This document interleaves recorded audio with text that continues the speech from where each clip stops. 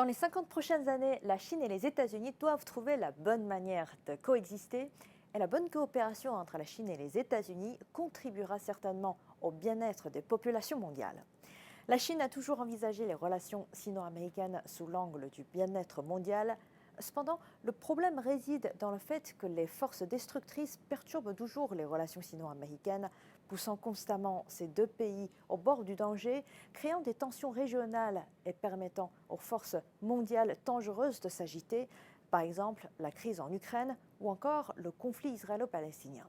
Pour faire face aux crises mondiales et complexes, le président chinois Xi Jinping a énoncé quelques principes qui méritent réflexion. 1.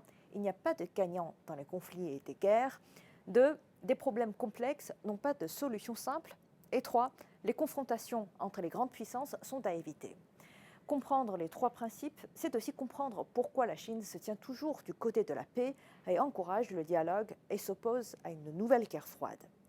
Les États-Unis souhaitent actuellement coopérer avec la Chine pour faire face aux conflits régionaux. Les États-Unis ont même appelé la Chine à discuter de la manière de prévenir l'extension du conflit israélo-palestinien et à travailler ensemble pour atteindre cet objectif. La Chine n'a jamais refusé la coopération, mais la condition préalable est que l'on ne peut pas espérer coopérer d'un côté tout en opprimant la Chine de l'autre. Il est encore moins possible de nuire aux intérêts fondamentaux de la Chine tout en espérant coopérer pour résoudre les défis mondiaux. Un tel cas de figure ne fera qu'aggraver les relations bilatérales et accroître les catastrophes mondiales. Malheureusement, une nouvelle série de conflits mondiaux a déjà engendré plusieurs réactions en chaîne néfastes. Selon le dernier rapport sur la crise alimentaire mondiale de l'Organisation des Nations Unies pour l'alimentation et l'agriculture, la FAO, en 2023, le degré de sécurité alimentaire mondiale s'est aggravé à 22,7%. La crise alimentaire sera la menace la plus grave pour le monde au cours des 2 prochaines années. Face à la crise, la coopération entre la Chine et les États-Unis dans la bonne direction est la seule manière d'insuffler un nouvel espoir au monde. Lors de la récente exposition internationale des importations de Chine, les États-Unis ont envoyé la délégation la plus importante de leur histoire, avec notamment la participation de l'Association agricole américaine. En tant que 2 premiers producteurs mondiaux de céréales, la coopération agricole entre la Chine et les États-Unis concerne la sécurité alimentaire mondiale. Actuellement, la technologie chinoise de riz hybride couvre la moitié de la superficie risicole totale aux États-Unis.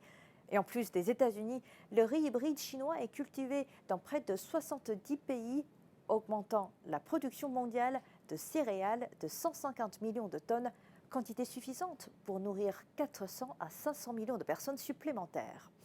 Et ce n'est qu'un exemple.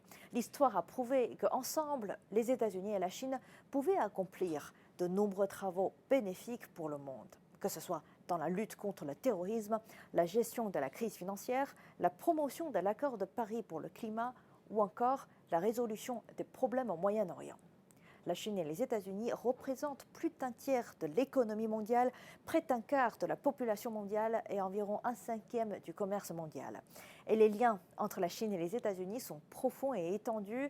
Et le monde ne peut pas se permettre les malentendus et les erreurs de jugement entre les deux parties. La Chine et les États-Unis doivent faire en sorte que la loi de la jungle appartienne au passé. Et si la Chine et les États-Unis peuvent bien gérer leurs relations, cela influencera positivement l'avenir du monde.